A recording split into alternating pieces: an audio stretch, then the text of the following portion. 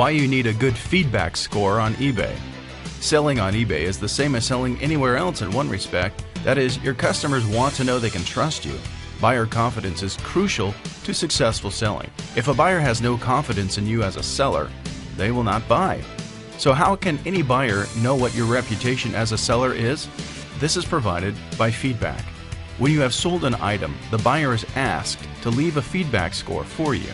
This feedback can be positive, neutral, or negative.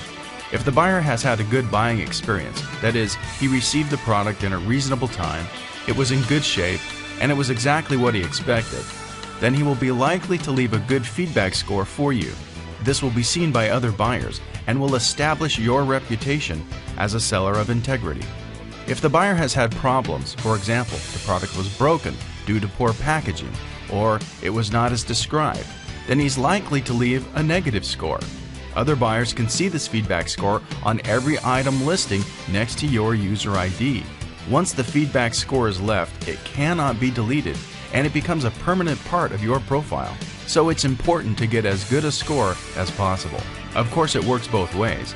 Perhaps the buyer was the one to have caused most of the problems by not paying what or when he should. This will result in the seller giving the buyer a negative score. The seller can actually prohibit a buyer with a bad reputation from bidding on his products. So it is within the interest of both parties to settle any problems as quickly and as fairly as possible.